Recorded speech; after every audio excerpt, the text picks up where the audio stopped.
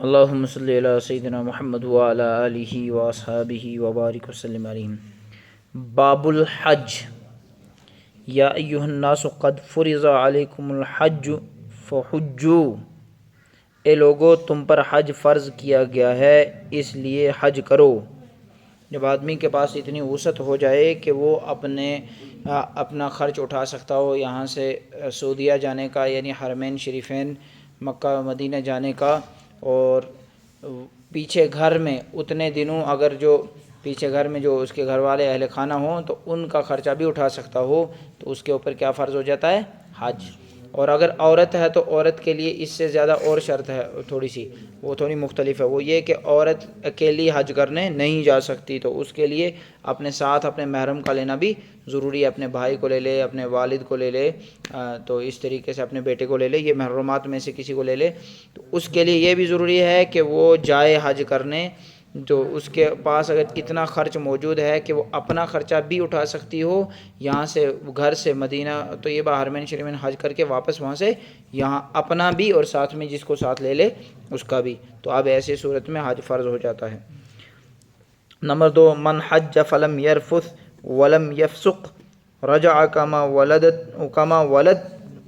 امہ، جس نے حج کیا اور اس میں بے شرمی اور گناہ کی کوئی بات نہ کی تو وہ گناہوں سے ایسے پاک ہو کر لوٹے گا جیسا کہ اس دن تھا جس دن اس کی جو ہے ماں نے اس کو جنا تھا، جس دن وہ پیدا ہوا تھا، بچہ پیدا ہوتا ہے اس کے ذمہ کوئی گناہ نہیں ہوتا ہے۔ تو زیادہ تر محدثین نے اس سے نقل کی، یہ کیا بولتے ہیں، اس بات سے عکس کیا ہے کہ یہ جو ہے اس سے مراد صغیرہ گناہ ہوتے ہیں کہ خود بخود جو معاف ہو جاتے ہیں، کبیرہ گناہ کے لیے توبہ ضروری تھا۔ اب ظاہر ہے جو یہاں سے حج کرنے جائے گا تو وہ تو وہاں توبہ بھی کرے گا نا، تو ایک مطلب یہ بھی نکال سکتے ہیں کہ پورے کے پورے اس کے گناہ معاف ہو جائیں گے، لیکن وہاں تو آدمی جاتا ہی ہے اسی لیے تاکہ گناہ معاف کروا جائے، تو جو یہاں سے جائے گا تو وہاں وہ چپ کر کے بیٹھے گا، وہ توبہ نہیں کرے گا، وہ تو ضرور کرے گا توبہ ہے۔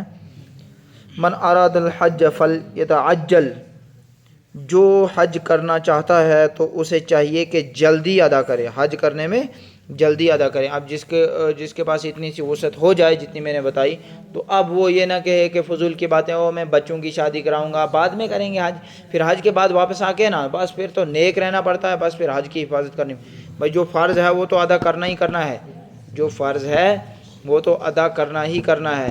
یہ تو پھر ایسی مثال ہوگی نا، مان کے چلو میں نے قاری صاحب کا بھی قرض دینا، دین محمد کا بھی ذاکر کا، یعنی میں نے آپ سب کا قرض دینا، اس میں سے میں ایک کو نہیں دے رہا ہوں اس لیے نہیں میں دے رہا ہوں، یار اس کو اگر دینا ہے میں نے اس کو، یعنی میں اگر دوں گا پھر اس کے بعد تو میں نے سب کو دینا، یہ کیا بولتے ہیں، وہ تو پھر سب کا اکٹھا ہی دینا پڑے گا، ایسا ہو سکتا ہے؟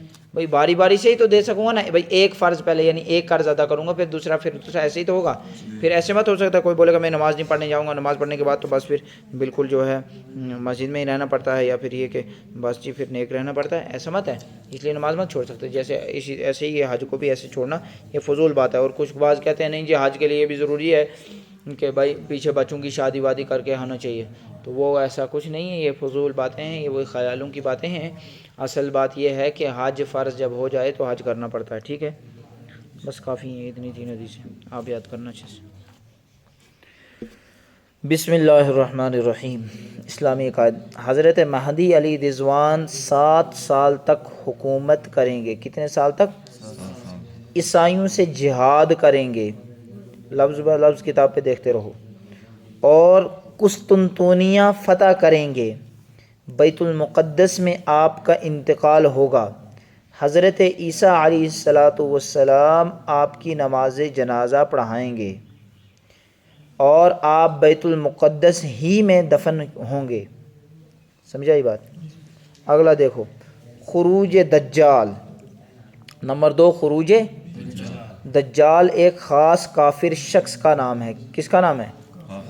جو یہودی قوم میں سے ہوگا، یہ ہوگا یہودیوں میں سے، ایک آنکھ سے کانا ہوگا اور دونوں آنکھوں کے درمیان کافارہ لکھا ہوا ہوگا، ایک آنکھ ہوگی ہی نہیں، ایک آنکھ سے کانا ہوگا اور دونوں آنکھوں کے درمیان کیا لکھا ہوگا؟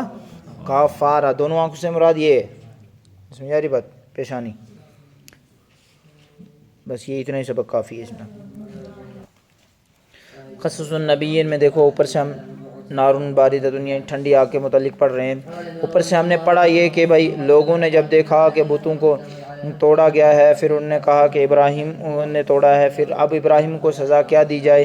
پھر ان کا جواب آپس میں یہی تھا کہ ابراہیم سے بدلہ ایسا لو کہ بھئی آگ جلاؤ اور اس میں ان کو جلا دو، ڈال کر ان کو جلا دو۔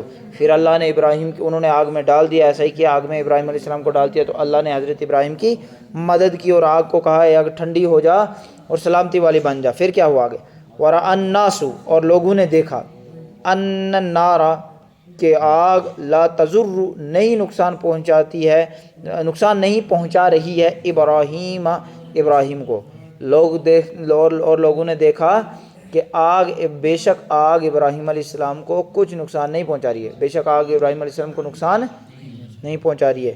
وَرَأَى النَّاسُ اور لوگوں نے دیکھا، ان ابراہیم کہ بے شک ابراہیم علیہ السلام مسرور خوش ہیں، وَأَنَّ ابراہیم اور بے شک ابراہیم علیہ السلام سالم صحیح سالم ہیں، بالکل ٹھیک ٹھاک ہیں، ٹھیک ہے، صحیح سالم ہیں، بالکل باسلامت ہے۔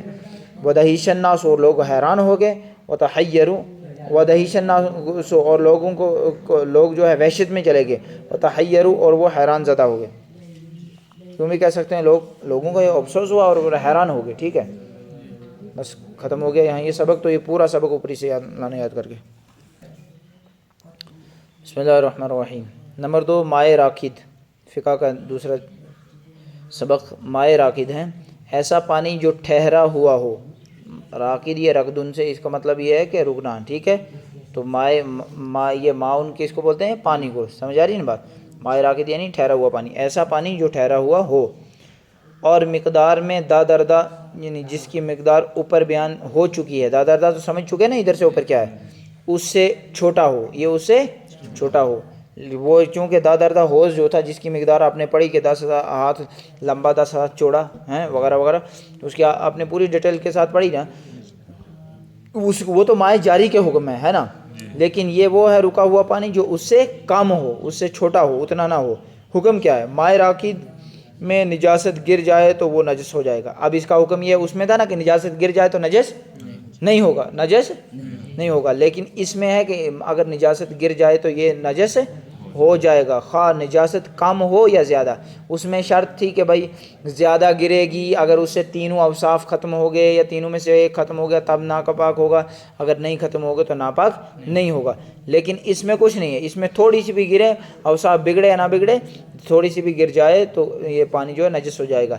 اس کے گرنے سے پانی کا کوئی وصف تبدیل ہو یا نہ ہوا ہو، دیکھو یہاں کتاب میں وہی لکھا ہے، اس پانی سے کسی قسم کی طہارت حاصل کرنا جائز نہیں، کسی بھی طریقے کی پاکی حاصل نہیں انسان کر سکتا۔ سمجھ آ رہی بات؟ جھوٹے پانی کے احکام ہم کل پڑھیں گے، تو اس کو ذرا اوپر سے تھوڑا دیکھ کے لے آنا ہے۔ اس کو آپ کہاں سے دیکھ کے آنا ہے؟ مقید پانی کے متعلق چند مسائل ہیں، یہاں سے دیکھ کے لانا، ذرا ادھر سے ادھر تک ذرا دیکھ کے لانا، اوپر دیکھ کے پڑھاؤں گا میں کل۔ اب نکالو گرامر کی کتاب النحو نکالو، نحو میں ہو گئے الفاظ معنی۔ اب اس میں نیچے الفاظ معنی بچے ہیں، یہ ہیں کہ پڑھائے ہیں مونس سمائی، یہ مت پڑھائے نا، وہ پچھلے ہوئے تھے، یہی پڑھنے نا، بس ایک ہی ٹیبل بچا ہے، اس میں آگے مشق ہیں، ایسا ہی جی۔ بسم اللہ الرحمن الرحیم، چلو کھولو صرف میں دے دیا ہے، ہو گیا کتابوں کو سب کو ہو گیا۔